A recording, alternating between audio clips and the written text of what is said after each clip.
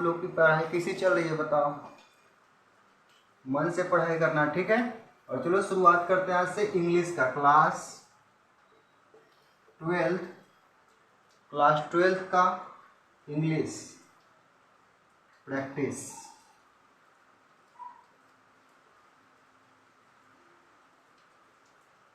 ठीक है, ओनली इसमें क्वेश्चन करेंगे प्रैक्टिस, ठीक है। और ध्यान देना, सब नोट्स बनाते रहना, इसका बहुत इंपॉर्टेंट क्वेश्चन होने वाले और एग्जाम में डायरेक्ट क्वेश्चन हिट करेगा, ठीक है। ये ऑप्शन भी हो सकता है तो हम दें ऑप्शन, अगर ऑप्शन नहीं भी दिए तो कोई बात नहीं, ठीक है, लेकिन देंगे ऑप्शन, ठीक है। छोटा छोटा जो होगा उसका ऑप्शन हम देंगे। पहला क्वेश्चन क्या है, ध्यान देना, ये प्रैक्टिस सेट 1 है। कितना? प्रैक्टिस सेट पहला है, ठीक है। नंबर 1 क्वेश्चन क्या है, ध्यान देना। पहला क्वेश्चन ये है कि आवर फोरफादर, हिंदी भी समझाते चलेंगे, ठीक है। Our forefathers did not invent machinery. Our forefather did not invent machinery because,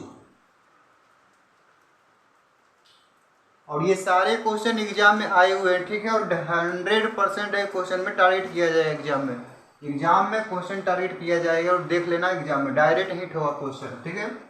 पहला क्वेश्चन क्या समझना, क्या कहता, आवर फोरफादर डिड नॉट इन्वेंट, यानी हमारे जो पूर्वज थे वे लोग क्या चाहते थे, आविष्कार करना नहीं चाहते थे। किसका? मशीन का। किसका? मशीन का। क्यों नहीं करना चाहते थे? समझना, क्यों नहीं करना चाहते थे। वो चाहते क्या थे? पहला ऑप्शन है दे न्यू। ऑप्शन क्या है? पहला ऑप्शन है they knew we would be happy. दूसरा ऑप्शन है दे डिड नॉट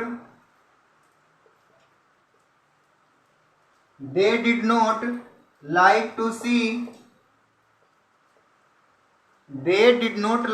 सी अस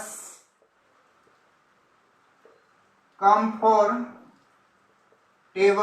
और अगला ऑप्शन है दे न्यू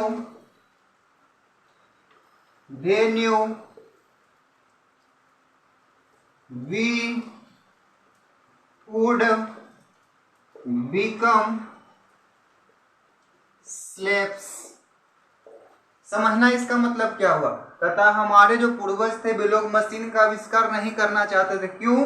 क्योंकि they knew we would be happy, अगर वो मशीन का आविष्कार कर देते तो क्या वो खुश रहते? चलो आगे देखते हैं। They did not like to see, वे लोग पसंद नहीं करते थे देखना क्या, अस कंफर्टेबल, यानी अपने आप को, पता है क्या इसका मतलब ये हुआ कि अपने आप को, जो मेहनती लोग होते हैं ना, वो कभी नहीं चाहते कि हम लोग बैठ के खाएं, यानी हमेशा क्या चाहें, मेहनत करना ही चाहें। इसलिए कहते थे ना, हमको मशीन उसीन नहीं चाहिए, हम ठीक है जैसे हैं वैसे ही हैं, ठीक है। चले अगला क्वेश्चन, नोट्स बनाते रहना सब, ठीक है। ऑप्शन लिखो या ना लिखो लेकिन आंसर जरूर लिखते रहना, और एग्जाम में डायरेक्ट क्वेश्चन हिट करेगा, यहाँ डायरेक्ट एकदम डेली अब चलेगा प्रैक्टिस से, ठीक है। ये बुक का है और नेक्स्ट आएगा ग्रामर का। अगला क्वेश्चन है 2 number, after all there is something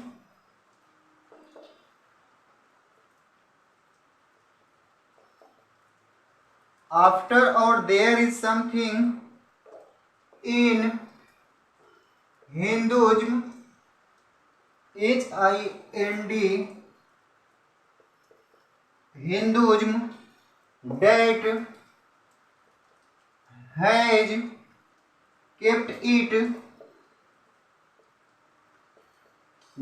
has kept it alive up till now। इसका मतलब पहले समझना क्या है। कहता है क्या ये कौन सा चैप्टर का लाइन है, आफ्टर ऑल याद रहे देयर इज समथिंग, कुछ तो है, इन हिंदू में, दैट जो हैज केप्ट अभी तक रखा है, लाइफ मतलब होता है जिंदा, यानी अपने आप को किसी के लिए समर्पित कर देना, ठीक है, अब तक, यानी कौन सी, ये कौन से चैप्टर का है, तो पहला है ऑप्शन है, पहला ऑप्शन है द अर्थ, दूसरा ऑप्शन है इंडियन सिविलाइजेशन एंड कल्चर, ठीक, और तीसरा ऑप्शन क्या है इसमें, तीसरा ऑप्शन है Bharat is my home.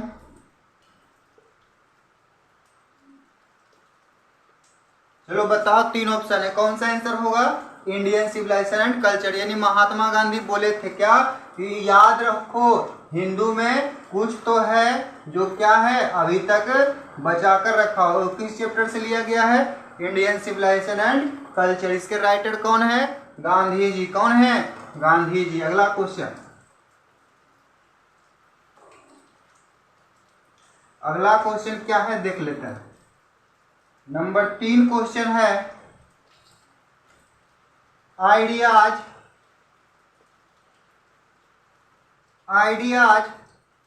that have helped mankind, ये तुमको बताना है, ideas that have helped mankind, ये जो पार्ट है वो किस राइटर के द्वारा लिखा गया, क्या है, आइडियाज विचार, दैट जो हैव हेल्प्ड मदद करता है किसको, मानवता को या मानव जाति को, ठीक है, कौन सा ये चैप्टर है, ऑप्शन दे देते हैं हम तुरंत, ऑप्शन इसका है सीगा ना ओया,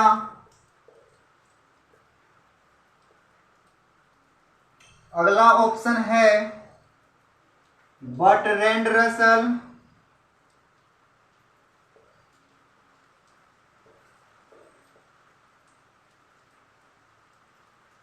तीसरा ऑप्शन है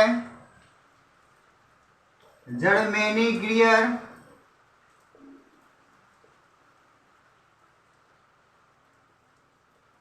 और चौथा ऑप्शन है नन ऑफ दीज। बताओ, जो आइडिया जो विचार है वो मदद करता है मानव जाति, किस पार्ट के है, बर्ट्रैंड रसल, ठीक है, कौन इसके राइटर हैं, बर्ट्रैंड रसल, कौन रसल, बर्ट्रैंड रसल, याद नहीं वो ये वाला वेस्ट इंडीज वाला खिलाड़िया है, कौन, आंद्रे रसल, उसी पे ये है, उसी से ये रिलेट करके याद कर लेना, इंपॉर्टेंट है सब, ध्यान देना।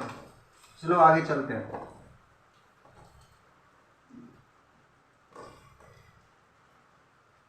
नेक्स्ट क्वेश्चन है number 4, English language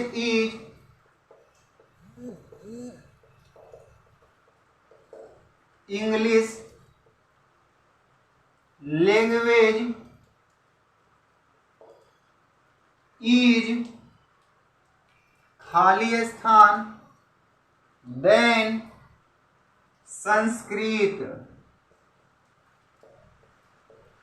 English language is खाली स्थान देन संस्कृत, यानी जो अंग्रेजी की जो भाषा है ना वो क्या है संस्कृत से, पहला ऑप्शन क्या है इसमें देखो, पहला ऑप्शन है ओल्डर, दूसरा यंगर, और तीसरा ऑप्शन मेरा है क्लासिकल। तो आंसर क्या होगा, यंगर, याद कर लेना इसको, ठीक है, स्टोरी ऑफ इंग्लिश का ये क्वेश्चन है, इंपॉर्टेंट क्वेश्चन है, इसको हम फिर से लिख देते हैं। इंग्लिश लैंग्वेज इज खाली स्थान देन संस्कृत, यानी इंग्लिश जो लैंग्वेज है वो संस्कृत से क्या है, तो यंगर है, क्या है, यंगर। एक मिनट थोड़ा सा, ठीक है, ठीक, देख लेते, वीडियो चल रहा है नहीं तो बहुत प्रॉब्लम होता है। कितना बार ऐसे हुआ, इधर पढ़ाते रहो उधर वीडियो बंद, तो हो गया घोटाला। नेक्स्ट क्वेश्चन क्या है, नेक्स्ट क्वेश्चन है, अगला क्वेश्चन है द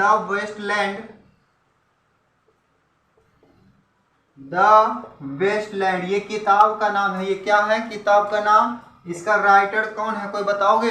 इसका राइटर कौन है? इसका राइटर है टी.एस. इलियट। कौन है? टी.एस.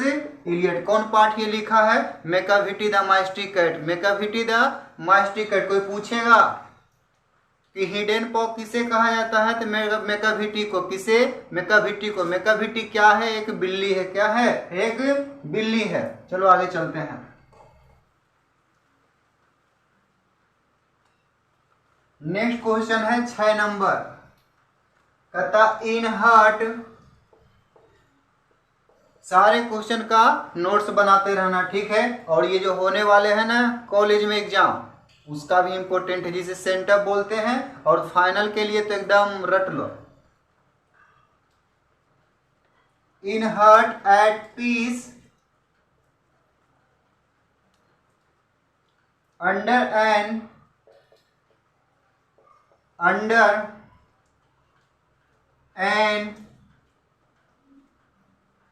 इंग्लिश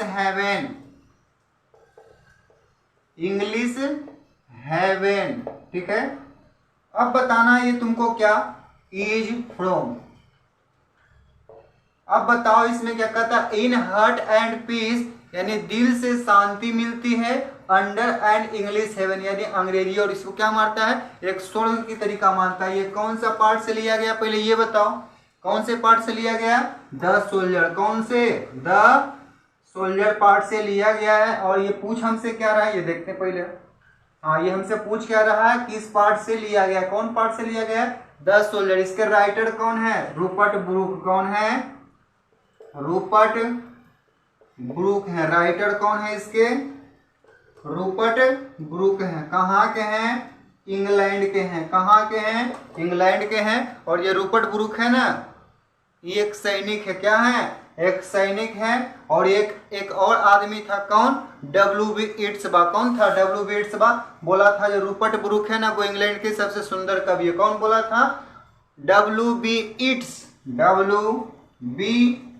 इट्स यही बोला था कि जो रूपर्ट ब्रूक है वो इंग्लैंड के सबसे सुंदर कवि है। आगे चलते हैं और थोड़ा फास्ट चलते हैं, लेट हो रहा है। नेक्स्ट क्वेश्चन है 7 number. John Donne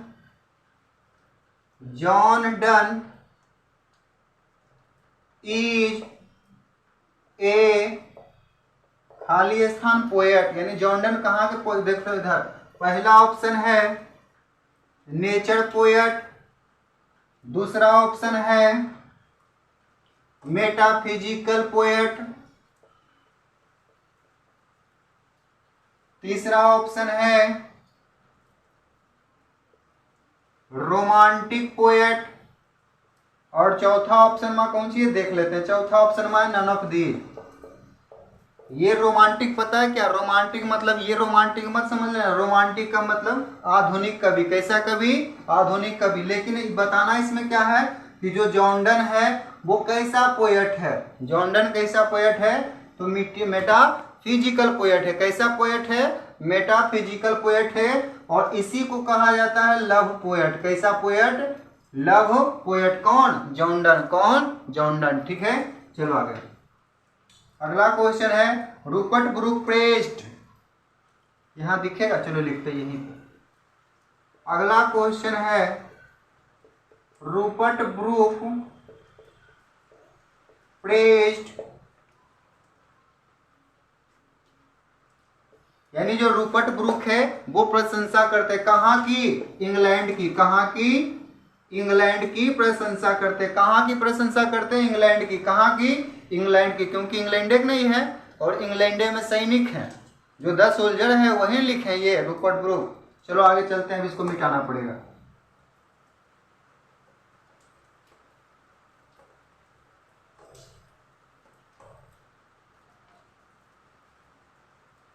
next question क्या है? नेक्स्ट क्वेश्चन है and the active hands and the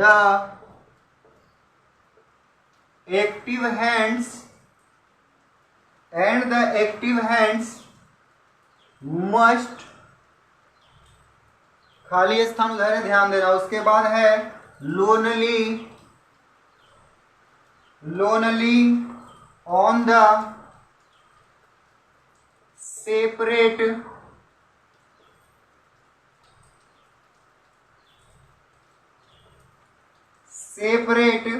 knees. नीज मतलब घुटना, नीज मतलब घुटना। अब ध्यान देना इधर, ये है क्या, पहला ऑप्शन है डाई, दूसरा ऑप्शन है प्लक, तीसरा ऑप्शन है फ्रीज, क्या है, फ्रीज, और चौथा ऑप्शन क्या है, चौथा ऑप्शन है स्नेक। अब ध्यान देना यहाँ क्या कहता है, and the active hands must freeze, कहता और जैसे ही हाथ क्या पर, जो एक्टिव हैंड्स है वो क्या पड़ जाता है, ठंडा पड़ जाता है, क्या पड़ जाता है, ठंडा। तो लोनली अकेले, जो सेपरेट नीज होता है वो क्या बन जाता है, सिंगल, पैर का नीज होता है घुटना, वही। इसका आंसर क्या होगा, फ्रीज। ये कविता है तुम्हारे किताब में, ठीक। आगे चलते हैं, अगला क्वेश्चन है number 10। Who is called hidden पॉ, बताएगा अभी तुम सब, बताए ना अभी, हु इज कॉल्ड हिडन पॉ, हु इज कॉल्ड हिडन पॉ, यानी छिपा हुआ पंजा कौन कहलाता है, तो मैकाविटी कहलाता है। क्या कहलाता है, मैकाविटी कहलाता है, छिपा हुआ पंजा। पूछेगा नेपोलियन ऑफ क्राइम कौन कहलाता है, तो मैकाविटी कहलाता है, कौन, नेपोलियन ऑफ क्राइम। आगे चलें, अगला क्वेश्चन और यही लास्ट क्वेश्चन है, ठीक। पहले बताओ कि कैसा लगा, तब आगे बताएंगे। नेक्स्ट क्वेश्चन है और famous question, who is called the poet of children, who is called, सब नोट्स बनाते रहना, who is called the poet of children. इसका मतलब क्या हो, यानी कौन कहलाते हैं, बच्चों के कवि, बच्चों के कवि कौन कहलाते हैं, बताओ कौन है, बताओ, चलो हम बताते हैं, वो है वाल्टर डेला मेयर। कौन मेयर, वाल्टर डेला मेयर, ठीक है। इसी के साथ आज का ये प्रैक्टिस सेट खत्म हुआ। टोटल की 11 क्वेश्चन थे। कितने क्वेश्चन इसमें थे, टोटल 11 क्वेश्चन थे। और कैसा लगा हमें बताना, ठीक है। फिर हम नेक्स्ट वीडियो जल्दी अपलोड करेंगे ग्रामर सेक्शन का, ये बुक का है ना, और ग्रामर सेक्शन चलेंगे। एक दिन में 2 प्रैक्टिस सेट आएगा, एक किताब का और एक इसका बुक का, ठीक है। तब तक के लिए जय हिंद।